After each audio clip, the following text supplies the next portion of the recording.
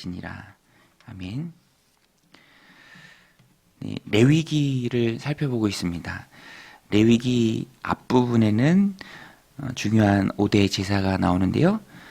다 드리는 번제, 또 고운 가루를 드리는 순수한 소제, 그리고 함께 나누어서 화목을 도모하는 화목제, 그리고 죄를 용서받는 속죄제, 특별히 제사상의 손해에 대해서는 추가해서 갚는 속건제, 이렇게 5개의 제사가 있고요.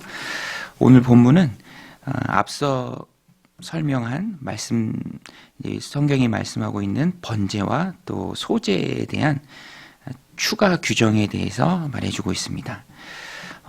중요하면 추가적으로 또 말씀을 이제 하는 것이죠. 중요하기에 한 번 더 추가해서 말씀하고 있습니다. 왜 중요한가? 제사의 방법이 하나님 앞에 나아가는 예배의 방법이기 때문에 그렇습니다.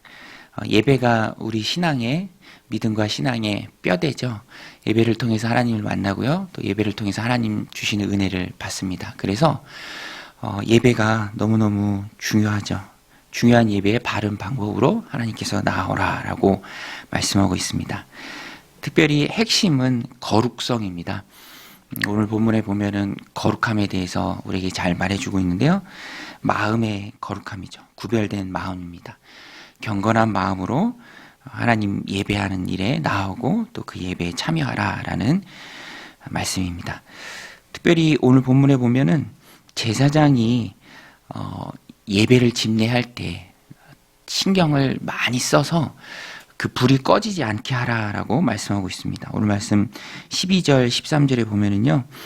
제단 위에 불은 항상 피워 꺼지지 않게 할지니 제사장은 아침마다 나무를 그 위에 태우고 번제물을 그 위에 버려놓고 화목제의 기름을 그 위에 불사를 찌며 불은 끊임없이 제단 위에 피워 꺼지지 않게 할지니라. 제사장의 중요한 직무 중에 하나입니다. 번제단의 불이 꺼지지 않도록 하는 것.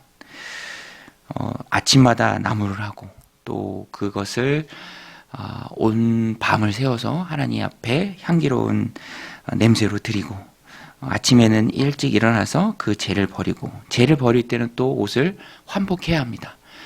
그리고 그런 모든 제반 사항이 다 제사장이 그 마음을 쓰는 것이죠. 저절로 되는 게 아니라 기억하고 마음을 쓰면서 직무를 수행하는 것입니다. 여러분 한번 생각해 보세요. 불을 꺼뜨리지 않으려면 얼마나 그 마음이 그곳에 있어야 하겠습니까? 마음의 상태는 행동을 통해 겉으로 드러납니다. 제사장은 예배를 드리는 일에 온 마음을 쏟아야 했습니다. 늘 하나님 앞에서 드려지는 그 예배의 마음을 쓰고요. 또 신경을 집중해야 했습니다. 그래야 불을 꺼뜨리지 않을 수 있는 것이죠. 또 정해진 의복을 입고 일해야 했고요.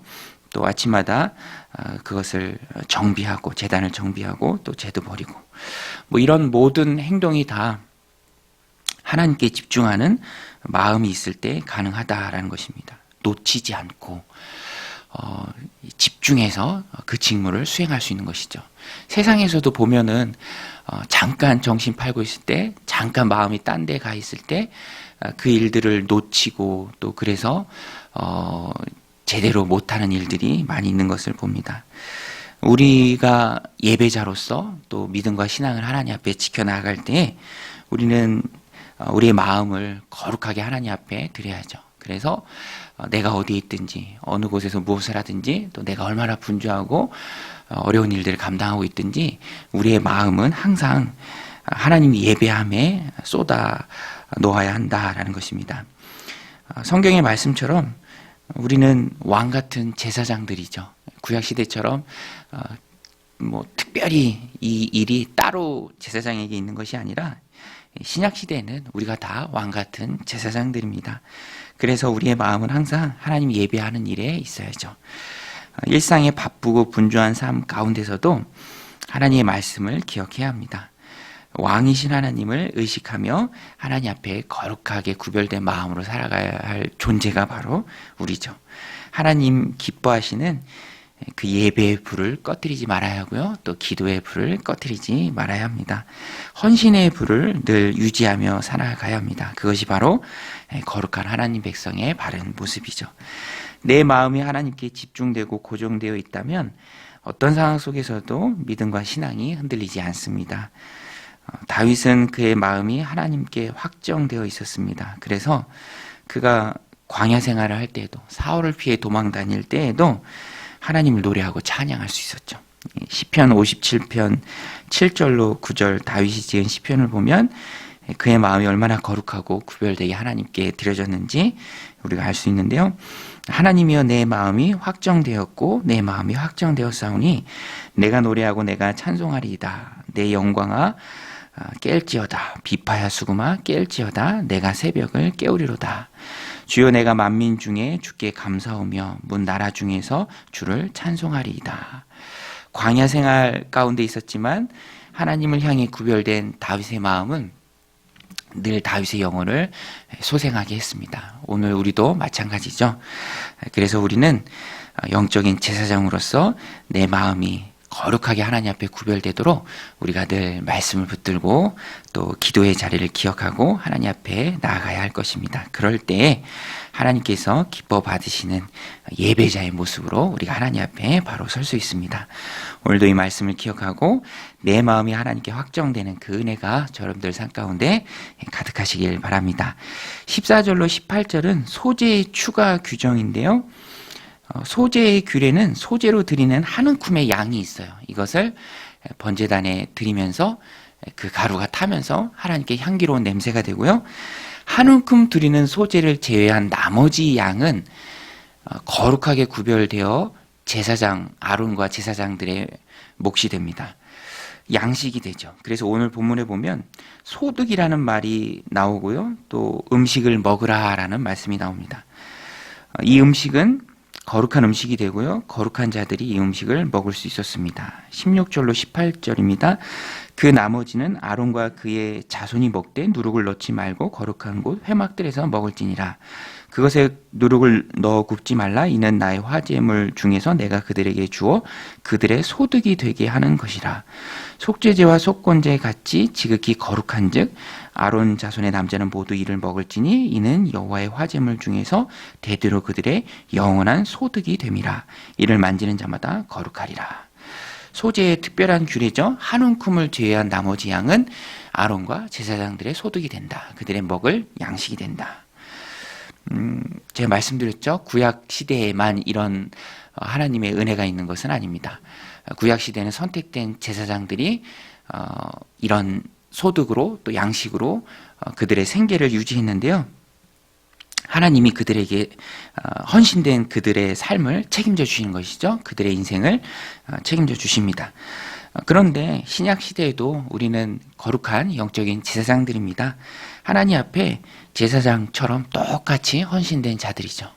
헌신된 자의 생계, 그들의 삶, 그들의 인생 하나님이 책임져 주시는 줄로 믿습니다. 그래서 오늘 우리는 이 말씀을 우리들의 삶 가운데 적용할 때 내가 망설이지 않고 내가 주저하지 않고 내 삶과 인생을 하나님 앞에 드릴 때 영적인 제사장의 사명을 감당할 때 하나님께서 우리의 필요한 양식을 채워주신다라는 것입니다.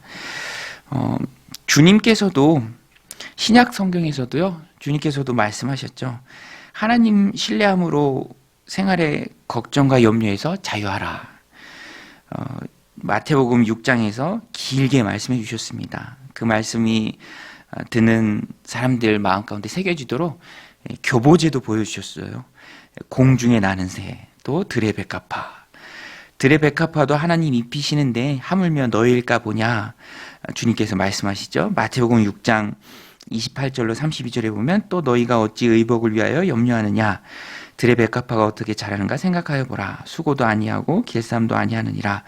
그러나 내가 너에게 말하노니 솔로몬의 모든 영광으로도 입은 것이 이 꽃 하나만 갖지 못하였느니라. 오늘 있다가 내일 아궁이에 던져지는 들풀도 하나님이 이렇게 입히시거든 하물며 너희일까 보냐 믿음이 작은 자들아. 그러므로 염려하여 이르기를 무엇을 먹을까 무엇을 마실까 무엇을 입을까 하지 말라. 이는 다 이방인들이 구하는 것이라. 너희 하늘 아버지께서 이 모든 것이 너에게 있어야 할 줄 아시느니라. 하나님의 자녀들과 이방인을 구별하는 기준이 무엇입니까? 하나님을 믿고 신뢰하느냐, 그렇지 못하고 무엇을 입을까, 무엇을 먹을까, 무엇을 마실까 염려하는 것이죠. 염려하면 이방인이고요, 맡기고 신뢰하면 하나님의 자녀들이라 라는 것입니다. 믿음이 우리의 인생을, 우리의 삶을 하나님 앞에 붙들어두는 소중한 은혜의 도구가 됩니다. 그래서 우리는 항상 하나님 앞에 믿음을 주옵소서라고 구해야죠. 하나님 큰 믿음 주셔서 내가 영적인 제사장으로 하나님의 일에 헌신하게 하시고 그 가운데 내 삶을 채우시는 그 하나님의 은혜를 내가 늘 깨닫게 하옵소서. 영적인 제사장으로 하나님의 나라를 위해 그리고 하나님의 뜻과 의를 위해 수고하면 하나님이 다 채워주신다라는 것입니다. 오늘도 제사장들의 생활을 책임져 주셔서 소재물의 일부가 그들의 소득이 되게 하신 그 하나님, 신약에서도 똑같죠. 오늘 우리의 삶을 하나님께서 책임져 주실 줄로 믿습니다.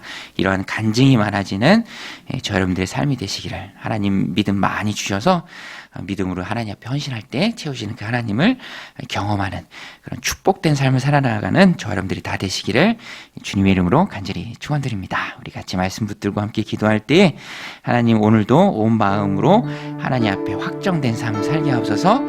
삶의 예배자가 되게 하옵소서. 예배의 불, 기도의 불 꺼뜨리지 않게 하여 주옵소서. 또 우리가 영적인 제사장들인 줄 믿습니다. 제사장들의 삶을 책임져 주셨던 하나님이 오늘 이 시대를 살아가는 영적인 제사장인 우리의 삶도 하나님 책임져 주실 줄 믿습니다. 큰 믿음 주옵소서. 우리 함께 기도하며 나가겠습니다. 하나님 아버지, 오늘도 이 새벽 저희들 깨어 우리 하나님 앞에 나와 기도하게 하심에 감사를 드립니다. 하나님, 예배의 불이 꺼지지 않기를 원합니다. 기도의 불이 꺼지지 않기를 원합니다. 하나님, 내 마음이 늘 하나님 앞에 확정되기를 원합니다. 하나님, 말씀을 붙들고 하나님 예배자의 삶을 살아나가는 복된 오늘 하루의 삶이 되도록 주님 축복하여 주시옵소서. 삶의 예배가 되도록 거룩한 산제물로 우리를 하나님 앞에 드리도록 하나님 말씀으로 우리를 권면하여 주시옵소서. 하나님, 내가 영적인 제사장 드림을 늘 잊지 않게 하여 주시옵소서. 하나님 앞에 헌신함에 망설이지 않게 하여 주시옵소서.